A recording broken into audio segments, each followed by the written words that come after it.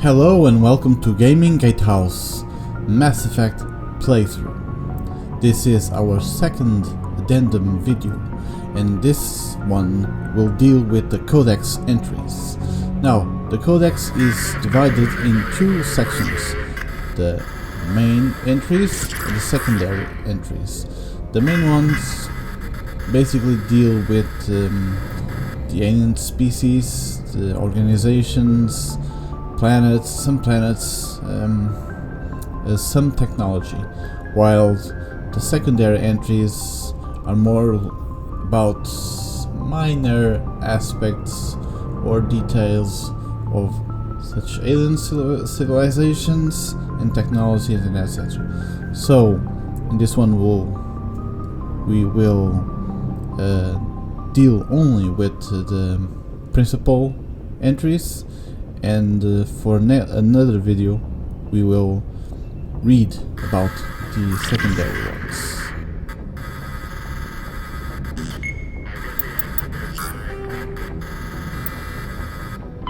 The Asari were the first species to discover the Citadel. When the Solarians arrived, it was the Asari who proposed the establishment of the Citadel Council to maintain peace throughout the galaxy. Since then, the Asari have served as the mediators and centrists of the Council. An all-female race, the Asari reproduce through a form of parthenogenesis. They can attune their nervous system to that of another individual of any gender and of any species to reproduce. This capability has led to the unseemly and inaccurate rumors about Asari promiscuity. Asari can live for over 1,000 years, passing through 3 stages of life. In the maiden stage, they wander restlessly, seeking new knowledge and experience. When the matron stage begins, they meld with interesting partners to produce their offspring. This ends when they reach the matriarch stage, where they assume the roles of leaders and counselors. One thing I must point out is the fact that the Asari can reproduce with any species and of any gender does not mean that their daughters will become like, for example, an Asari mates with a human. Does not mean that the daughter is born like a human Asari hybrid. All offspring of the Asari are all Asari. So there's no physical difference, basically. What they mean about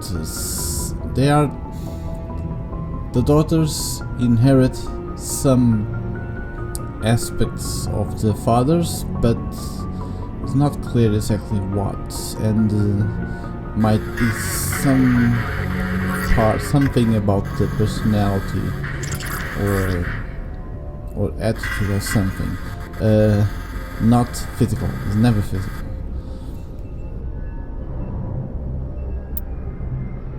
The second species to join the Citadel, the Solarians, are warm-blooded amphibians with a hyperactive metabolism. Solarians think fast, talk fast, and move fast. To Solarians, other species seem sluggish and dull-witted. Unfortunately, their metabolic speed leaves them with a relatively short lifespan. Solarians over the age of 40 are a rarity. The Solarians were responsible for advancing the development of the primitive Krogan species to use as soldiers during the Rachni Wars. They were also behind the creation of the genophage bioweapon the Turians used to quell the Krogan rebellions several centuries later. Solarians are known for their observational capability and non-linear thinking. This manifests as an aptitude for research and espionage. They are constantly experimenting and inventing, and it is generally accepted that they always know more than they are letting on.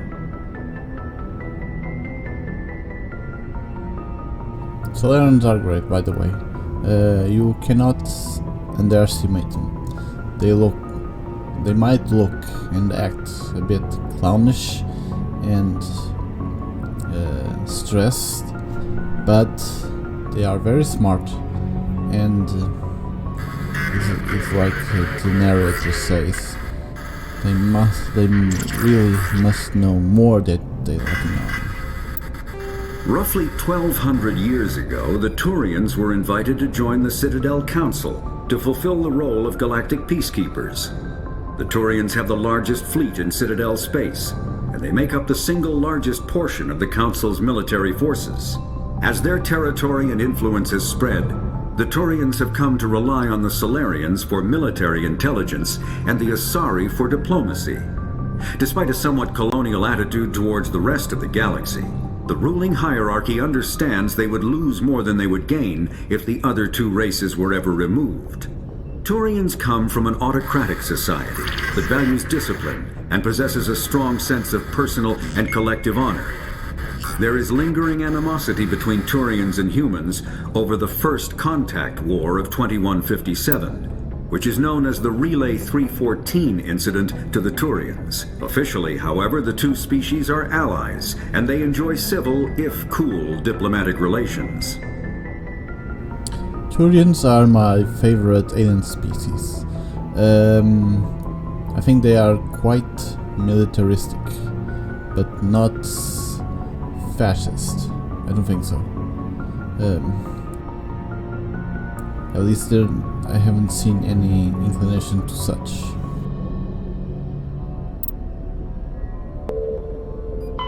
The Asari were the... Oops, I'm sick.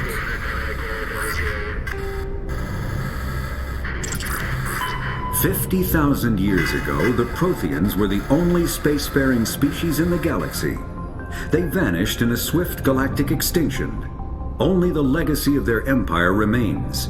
They are believed to have built the mass relays and the Citadel, which have allowed numerous species to explore and expand throughout the galaxy. Prothean ruins are found on worlds across the galaxy.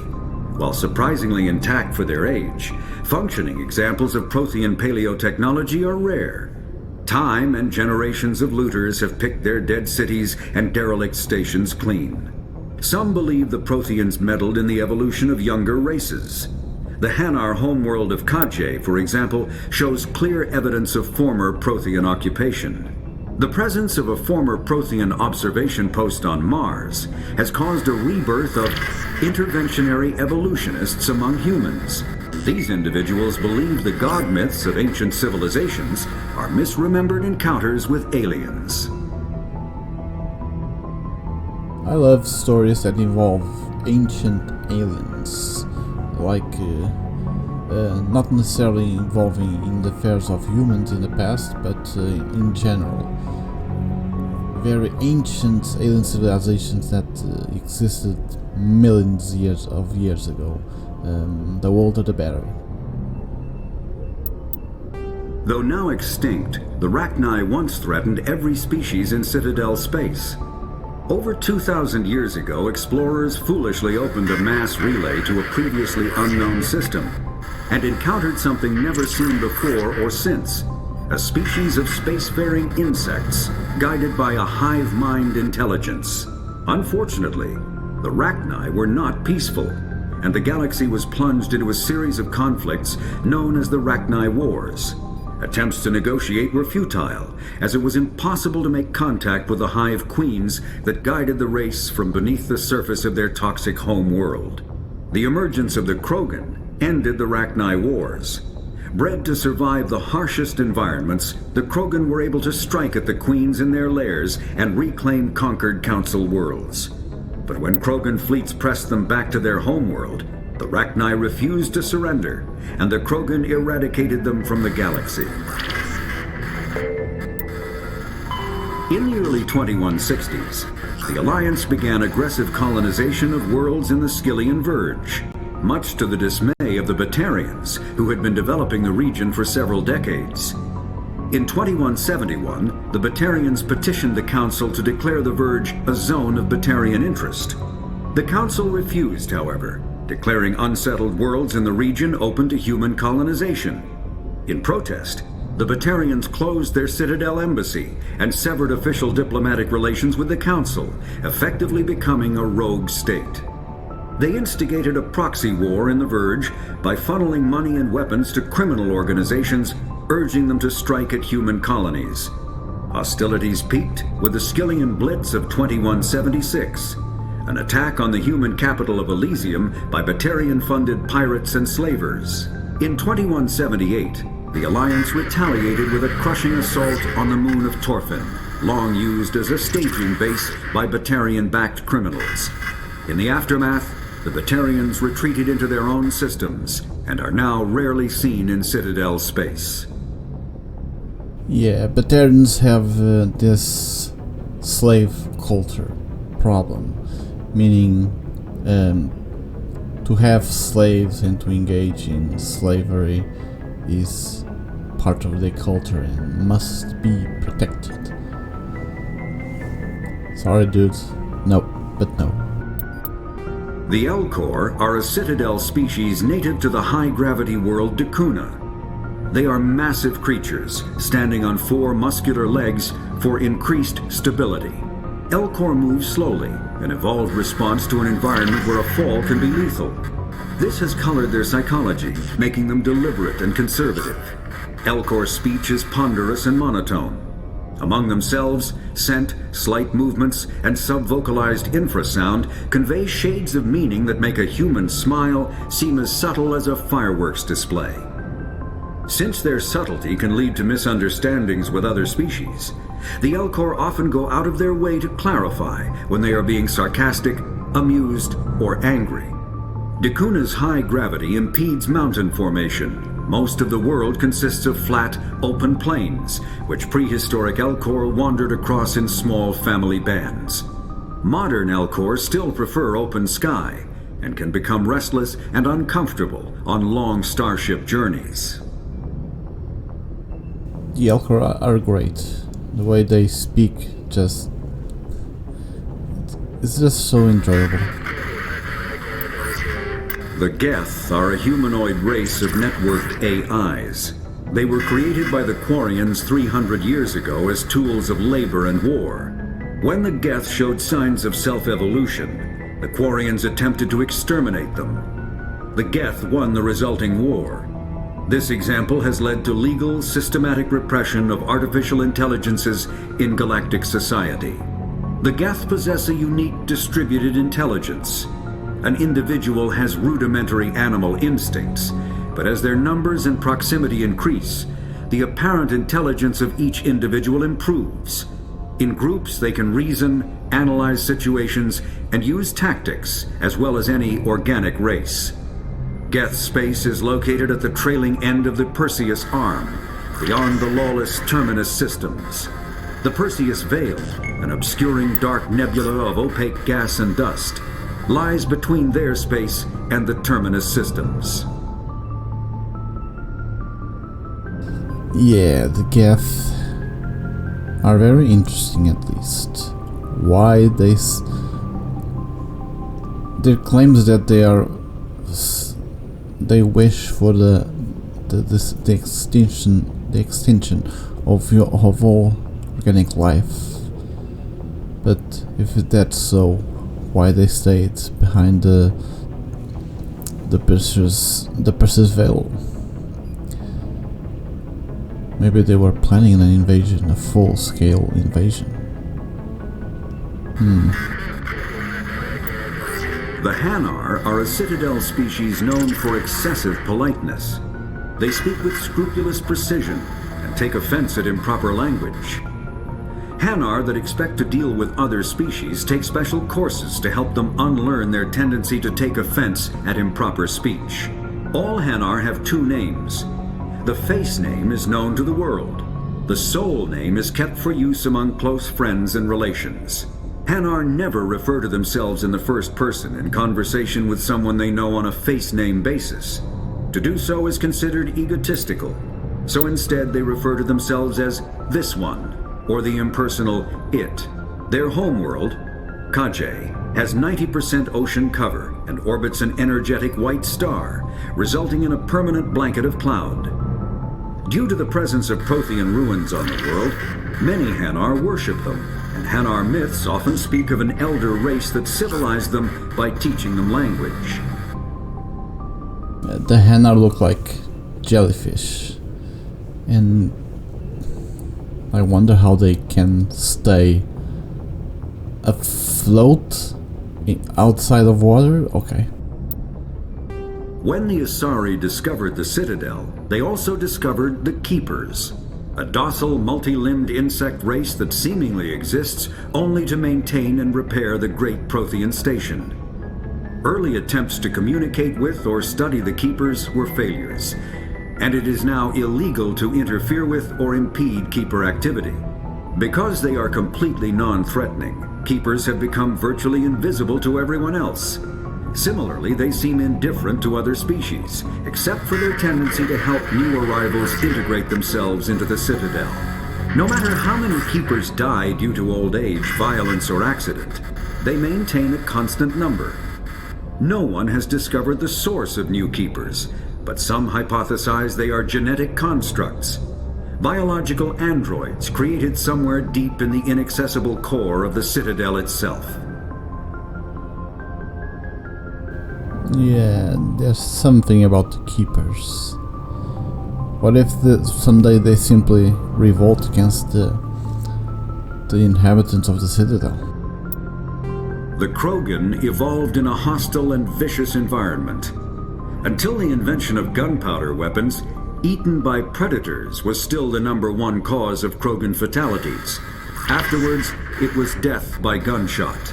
When the Solarians discovered them, the Krogan were a brutal, primitive species, struggling to survive a self-inflicted nuclear winter. The Solarians culturally uplifted them, teaching them to use and build modern technology, so they could serve as soldiers in the Rachni War. Liberated from the harsh conditions of their homeworld, the quick-breeding Krogan experienced an unprecedented population explosion. They began to colonize nearby worlds. Even though these worlds were already inhabited, the Krogan rebellions lasted nearly a century, only ending when the Turians unleashed the Genophage, a Solarian-developed bioweapon that crushed all Krogan resistance. The Genophage makes only 1 in 1,000 pregnancies viable, and today the Krogan are a slowly dying breed. Understandably, the Krogan harbor a grudge against all other species, especially the Turians. The Krogan mostly died of being eaten by predators, then by gunshot. Death is part of the Krogan culture. To fade away must be a whole kind of depressing. Driven from their home system by the Geth nearly 3 centuries ago, most Quarians now live aboard the Migrant Fleet, a flotilla of 50,000 vessels ranging in size from passenger shuttles to mobile space stations. Home to 17 million Quarians, the flotilla understandably has scarce resources. Because of this, each Quarian must go on a rite of passage known as the Pilgrimage when they come of age. They leave the fleet and only return once they have found something of value they can bring back to their people.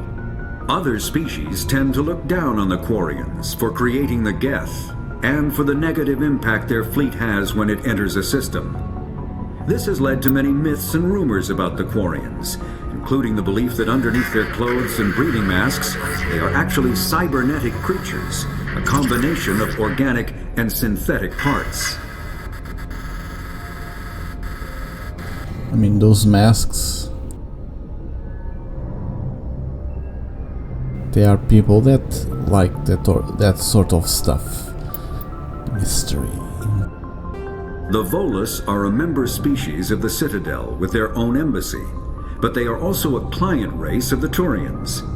Centuries ago, they were voluntarily absorbed into the hierarchy, effectively trading their mercantile prowess for Turian military protection.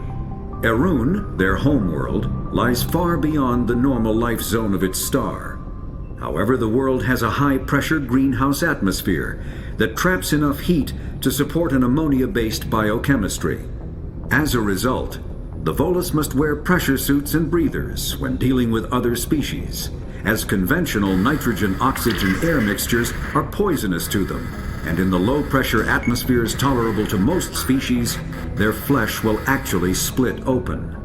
Volus culture is tribal, bartering lands and even people to gain status. This culture of exchange inclines them to economic pursuits. It was the Volus who authored the Unified Banking Act, and they continue to monitor and balance the Citadel economy.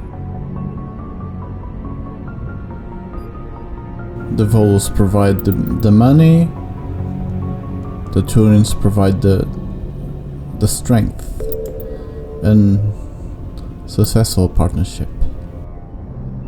After the Geth secure a location, they round up and impale dead and living bodies on mechanical spikes.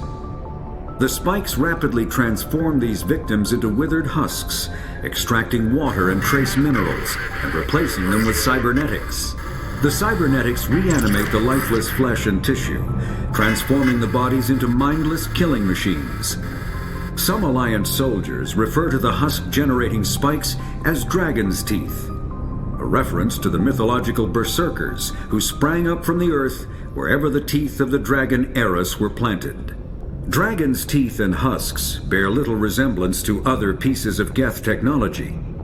No one is sure why a synthetic race would bother to drain the minuscule amount of recoverable resources from organic corpses, though the value of reusing them as shock troops is obvious. Mass Effect versions of a zombie. The Citadel is an ancient deep space station, presumably constructed by the Protheans. Since the Prothean extinction, numerous species have come to call the Citadel home. It serves as the political, cultural, and financial capital of the galactic community. To represent their interests, most species maintain embassies on the Presidium, the Citadel's inner ring. The Citadel Tower in the center of the Presidium holds the Citadel Council chambers. Council affairs often have far-reaching effects on the rest of the galactic community. 5 arms, known as the Wards, extend from the Presidium. Their inner surfaces have been built into cities, populated by millions of inhabitants from across the galaxy. The Citadel is virtually indestructible. If attacked, the station can close its arms to form a solid, impregnable shell. For as long as the station has existed, an enigmatic race called the Keepers has maintained it.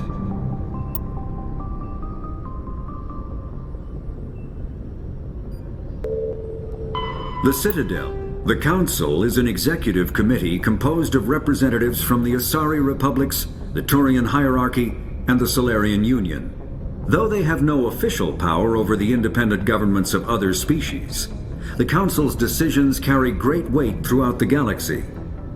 No single Council race is strong enough to defy the other two, and all have a vested interest in compromise and cooperation. Each of the Council species has general characteristics associated with the various aspects of governing the galaxy. The Asari are typically seen as diplomats and mediators. The Solarians gather intelligence and information. The Turians provide the bulk of the military and peacekeeping forces. Any species granted an embassy on the Citadel is considered an associate member, bound by the accords of the Citadel Conventions. Associate members may bring issues to the attention of the Council, though they have no input on the decision. The Human Systems Alliance became an associate member of the Citadel in 2165. So basically the Citadel Council, it's like a body used to, how should I say, synchronize the dealings with the different civilizations, but with the 3 main ones on top. Synchronize is not the best word, but I didn't remember another for now. Manage. Maybe. Citadel space is an unofficial term referring to any region of space controlled by a species that acknowledges the authority of the Citadel Council. At first glance, it appears this territory encompasses most of the galaxy. In reality, however, less than 1% of the stars have been explored. Even Mass Effect FTL drive is slow relative to the volume of the galaxy.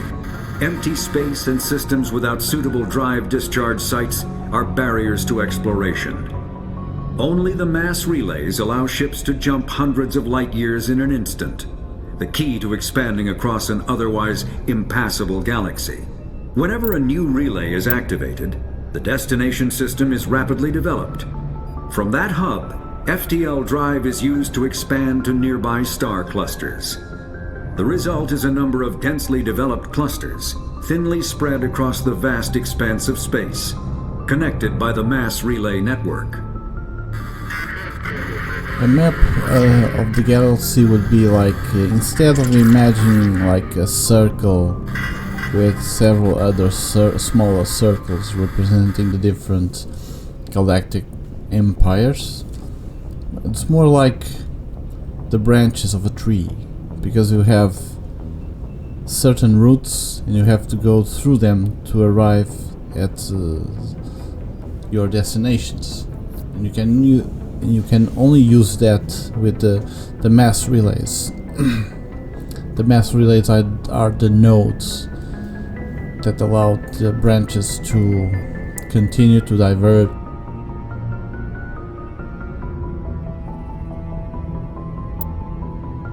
Spectres are agents from the Office of Special Tactics and Reconnaissance, and answer only to the Citadel Council. They are elite military operatives, granted the authority to deal with threats to peace and stability in whatever way they deem necessary. They operate independently or in groups of 2 or 3. Some are empathetic peacekeepers, resolving disputes through diplomacy. Others are cold-blooded assassins, ruthlessly dispatching problem individuals. All get the job done one way or another, often operating outside the bounds of galactic law. The Spectres were founded after the Solarians joined the Council. For many years they operated in secrecy as backroom problem solvers. Only after the Krogan rebellions did their activities become publicized. Assignment of a Spectre is less contentious than a military deployment, but makes it clear that the Council is concerned about a situation. Spectres must be very sharp-minded, of course, physically fit, and have a high sense of moral. To be able to trust in such individuals without being under the law. The Spectre in question must be completely trustworthy. The problem is, well, Saren is an anomaly. Was he the first? I don't know. Now, the Humanity and the Systems Alliance. Humanity's first contact with an alien race occurred in 2157.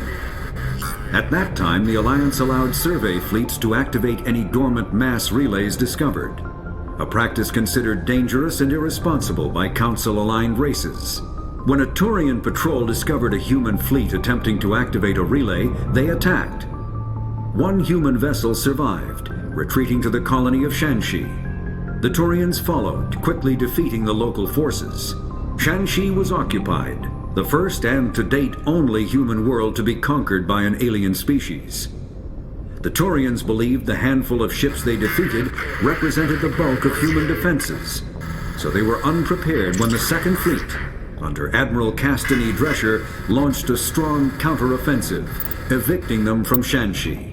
The Turians mobilized for full-scale war, drawing the attention of the rest of the galaxy. The Council quickly intervened, forcing a truce. Fortunately for humanity, the First Contact War was ended with a diplomatic solution. Yeah, humanity will not survive. I don't care what the warmongers say. They will be completely obliterated. And yeah, activating a relay without knowing where it leads to is a stupid practice. But couldn't the Turians just like warn them first or something? Or was that almost? Or were the humanity Or were the humans involved already, like, starting the relay? Because you never know what's the other side.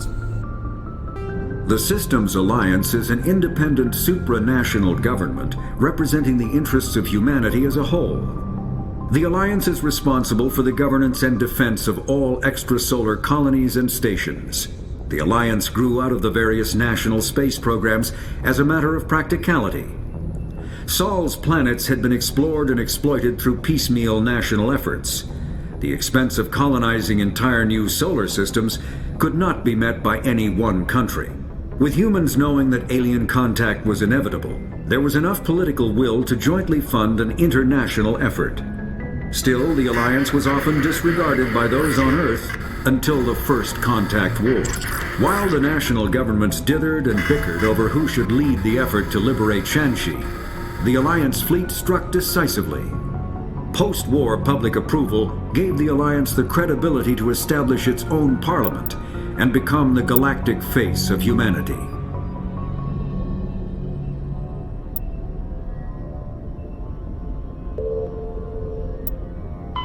Humanity. Pharos is a habitable world in the Attican Beta Cluster. 2/3 of the habitable surface is covered with the ruins of a crumbling Prothean megatropolis. In the millennia since the Prothean extinction, the ruins have been repeatedly picked over by looters many times. Pharos was considered a poor prospect for colonization, as little open ground remains for agriculture. The only sizable freshwater sources are the poles, which are tapped by the decaying Prothean aqueduct systems. The dead cities, while in good condition considering their antiquity, are of uncertain stability. Ground level is congested by a dozen meters of fallen debris, and the air is fouled by dust. In 2178, the Human Exogeny Corporation announced its intention to place a permanent colony on Pharos to thoroughly explore the ruins.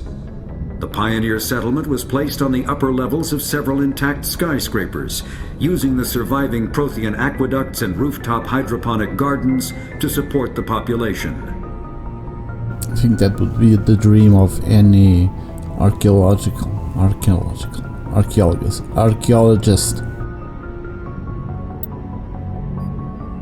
Planet of a whole ancient civilization. Noveria is a cool, rocky world with most of its hydrosphere locked up in massive glaciers. A privately chartered colony world, the planet is owned by the Noveria Development Corporation Holding Company. The NDC is funded by investment capital from 24 high-technology development firms and administrated by an executive board representing their interests. The investors built remote hot labs in isolated locations across Noveria's surface. These facilities are used for research too dangerous or controversial to be performed elsewhere, as Noveria is technically not part of Citadel space and therefore exempt from Council law. By special arrangement, Citadel's special tactics and reconnaissance agents have been granted extraterritorial privileges, but it remains to be seen how committed the Executive Board is to that principle. Given its unique situation, it is understandable that Noveria is often implicated in all manner of wild conspiracy theories. Must be a dream come true of the libertarians.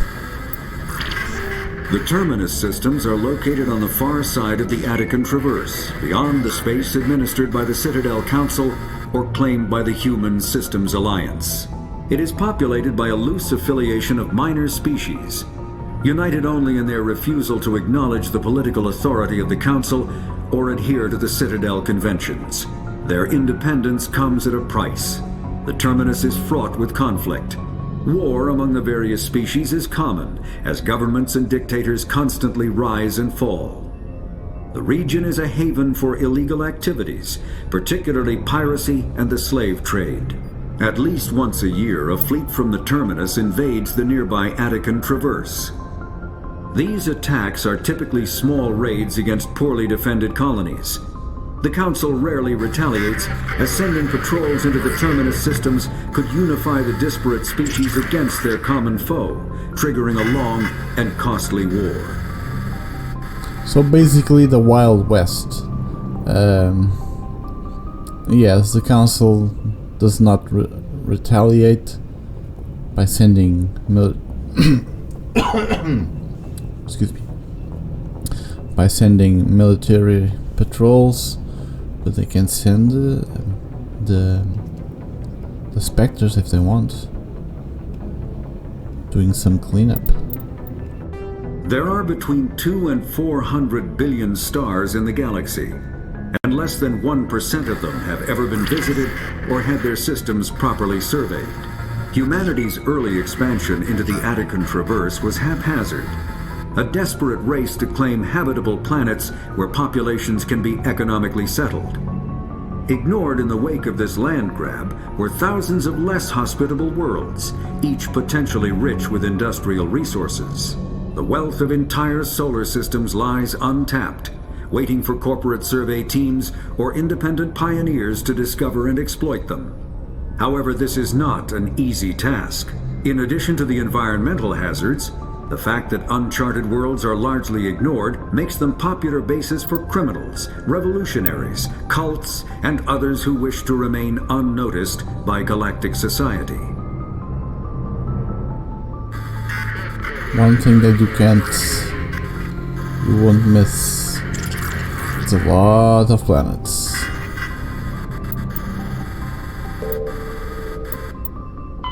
Faster-than-light drives use element zero cores to reduce the mass of the ship, allowing higher rates of acceleration.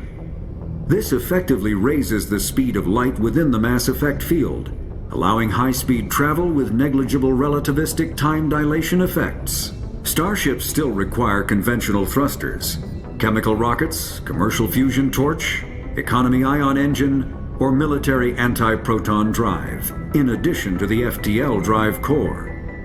With only a core, a ship has no motive power. The amount of ESO and power required for a drive increases exponentially to the mass being moved and the degree it is being lightened. Very massive ships, or very high speeds, are prohibitively expensive. If the field collapses while the ship is moving at faster than light speed, the effects are catastrophic. The ship is snapped back to sublight velocity, the enormous excess energy shed in the form of lethal Cherenkov radiation. I don't know what Cherenkov radiation is, but it looks nasty. It sounds nasty. Larger warships are generally classified in one of four weights. Frigates are small, fast ships used for scouting and screening of larger vessels. Frigates often operate in wolf-pack flotillas. Cruisers are middleweight combatants, faster than dreadnoughts and more heavily armed than frigates. Cruisers are the standard patrol unit and often lead frigate flotillas. Dreadnoughts are kilometer-long capital ships mounting heavy, long-range firepower. They are only deployed for the most vital missions. Carriers are dreadnought-sized vessels that also carry large numbers of fighters. Smaller vessels are almost exclusively used in a support role to the warships during combat. Fighters are one-man craft used to perform close-range attacks on enemy ships. Interceptors are one-man craft optimized for destroying opposing fighters. The Normandy is a prototype starship developed by the Human Systems Alliance with the assistance of the Citadel Council. It is optimized for scouting and reconnaissance missions in unstable regions using state-of-the-art stealth technology. For most ships, the heat generated through standard operations is easily detectable against the absolute zero background of space. The Normandy, however, is able to temporarily sink this heat within the hull. Combined with refrigeration of the exterior hull, the ship can travel undetected for hours or drift passively for days of covert observation. This is not without risk. The stored heat must eventually be radiated, or it will build to levels capable of cooking the crew alive. Another component of the stealth system is the Normandy's revolutionary Tantalus drive, a Mass Effect core twice the standard size. The Tantalus drive generates mass concentrations that the Normandy falls into, allowing it to move without the use of heat-emitting thrusters. Normandy is a dream ship. Technology. Biotics is the ability of rare individuals to manipulate dark energy and create mass effect fields through the use of electrical impulses from the brain. Intense training and surgically implanted amplifiers are necessary for a biotic to produce mass effect fields powerful enough for practical use. The relative strength of biotic abilities varies greatly among species and with each individual. There are 3 branches of biotics. Telekinesis uses mass-lowering fields to levitate or impel objects. Mass-raising kinetic fields are used to block or pin objects. Spatial distortion uses rapidly shifting mass fields to shred objects. Most organic species are capable of developing biotic abilities, though there are risks involved. Biotics are the result of an in utero exposure to element 0. This usually causes fatal cancers in the victim, but in rare cases, it coalesces into nodules within the fetus's developing nervous system. An artificial intelligence is a self-aware computing system capable of learning and independent decision-making. Creation of a conscious AI requires adaptive code, a slow, expensive education, and a specialized quantum computer called a blue box. An AI cannot be transmitted across a communication channel or computer network. Without its blue box, an AI is no more than data files. Loading these files into a new blue box will create a new personality, as variations in the quantum hardware and runtime results create unpredictable variations. The Geths serve as a cautionary tale against the dangers of rogue AI, and in Citadel space, they are technically illegal. Advocacy groups argue, however, that an AI is a living, conscious entity, deserving the same rights as organics. They argue that continued use of the term artificial is institutionalized racism on the part of organic life. The term synthetic is considered the politically correct alternative. Politically correct. So an AI cannot exist without a hardware, a specific hardware, the blue box. So it's basically like the brain of a human, with the difference that you cannot upload the information that exists in the human's brain into another brain. So that's it. A virtual intelligence is an advanced form of user interface software. VIs use a variety of methods to simulate natural conversation, including an audio interface and an avatar personality to interact with. Although a VI can provide a convincing emulation of sentience, they are not self-aware, nor can they learn or take independent action. VIs are used as operating systems on commercial and home computers. Minimal VI agents are also available. Agents are compact and specialized. Some serve as personal secretaries, filtering calls and scheduling meetings based on user-defined priorities. Others are advanced search engines, propagating themselves across the extranet to collate user-requested data. Commercial VIs in a variety of stock personalities are available at any software retailer. Boutique firms and hobbyists also build unique VIs to personal specification. Although software emulation of living personalities is illegal, reconstructions of famous historical figures are common.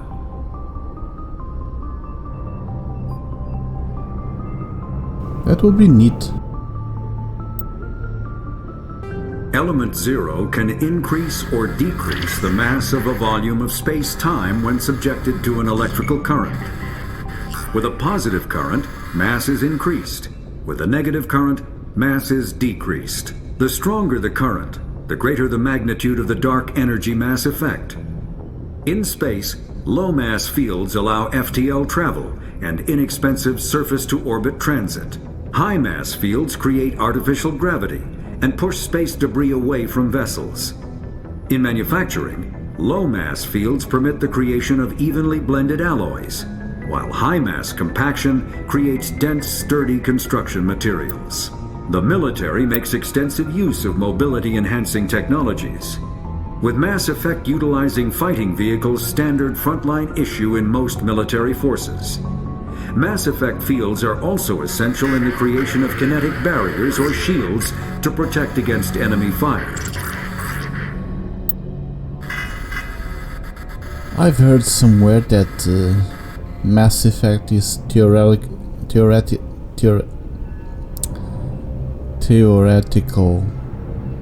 possible. The problem is having a substance that allows it, such as something like Element Zero. Mass relays are feats of Prothean engineering advanced far beyond the technology of any living species. They are enormous structures scattered throughout the stars and can create corridors of virtually mass-free space, allowing instantaneous transit between locations separated by years or even centuries of travel using conventional FTL drives. Primary mass relays can propel ships thousands of light years, often from one spiral arm of the galaxy to another. However, they have fixed one-to-one connections. A primary relay connects to one other primary relay and nowhere else. Secondary relays can only propel ships across a few hundred light years. However, they are omnidirectional. A secondary relay can send a ship to any other relay within its limited range. There are many dormant primary relays whose corresponding twins have not yet been located. These are left inactive until their partner is charted, as established civilizations are unwilling to blindly open a passage that might connect them to a hostile species. Yeah, but how do you do that? How do you chart the partner relay? You have to take the long walk and go in sublight or FTL normally. Maybe. Plus, the design is great. They remind me of an arrow. I don't think the fact they're pointing somewhere it's important. I think. Omni-tools are handheld devices that combine a computer microframe, sensor analysis pack, and manufacturing fabricator. Versatile and reliable, an Omni-tool can be used to analyze and adjust the functionality of most standard equipment, including weapons and armor, from a distance. The fabrication module can rapidly assemble small three-dimensional objects from common reusable industrial plastics, ceramics, and light alloys. This allows for field repairs and modifications to most standard items, as well as the reuse of salvaged equipment. Omni-tools are standard issue for soldiers and first-in colonists. An Omni-tool will be a great Christmas present. And that's all. Oh, we still have. Combat hard suits use a dual-layer system to protect the wearer. The inner layer consists of fabric armor with kinetic padding. Areas that don't need to be flexible, such as the chest or shins, are reinforced with sheets of lightweight, ablative ceramic. The outer layer consists of automatically generated kinetic barriers. Objects traveling above a certain speed will trigger the barrier's reflex system and be deflected, provided there is enough energy left in the shield's power cell. Armored hard suits are sealable to protect the wearer from extremes of temperature and atmosphere. Standard equipment includes an onboard mini-frame and a communications, navigation, and sensing suite. The mini-frame is designed to accept and display data from a weapon's smart targeting system to make it easier to locate and eliminate enemies. I would like something like that in my helmet, my motorcycle helmet. Kinetic barriers, more commonly called shields, provide protection against most mass accelerator weapons. Whether on a starship or a soldier's suit of armor, the basic principle remains the same. Kinetic barriers are repulsive mass effect fields, projected from tiny emitters. These shields safely deflect small objects traveling at rapid velocities. This affords protection from bullets and other dangerous projectiles, but still allows the user to sit down without knocking away their chair. The shielding afforded by kinetic barriers does not protect against extremes of temperature, toxins, or radiation. So the barrier only works for high velocity projectiles. For something slower, it does not protect. Medigel is a common medicinal salve used by paramedics, EMTs, and military personnel. It combines several useful applications: a local anesthetic, disinfectant, and clotting agent all in one. Once applied, the gel is designed to grip tight to flesh until subjected to a frequency of ultrasound. It is sealable against liquids, most notably blood, as well as contaminants and gases. The gel is a genetically engineered bioplasm created by the CERTA Foundation, a medical technology megacorp based on Earth. Technically, Medigel violates Council laws against genetic engineering, but to date, it has proved far too useful to ban. Plus, it's used to heal, not to harm. All modern infantry weapons, from pistols to assault rifles, use micro-scaled mass accelerator technology.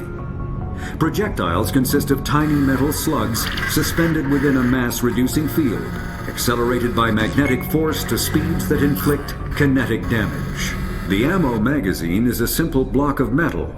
The gun's internal computer calculates the mass needed to reach the target based on distance, gravity, and atmospheric pressure, then shears off an appropriate-sized slug from the block.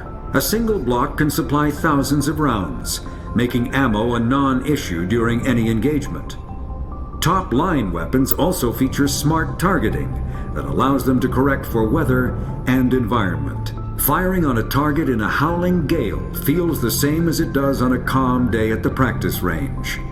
Smart targeting does not mean a bullet will automatically find the mark every time the trigger is pulled. It only makes it easier for the marksman to aim. Meaning, if the bullet leaves the weapon, it autocorrects the trajectory if something blows it off. And that's all. We will deal with the secondary for later.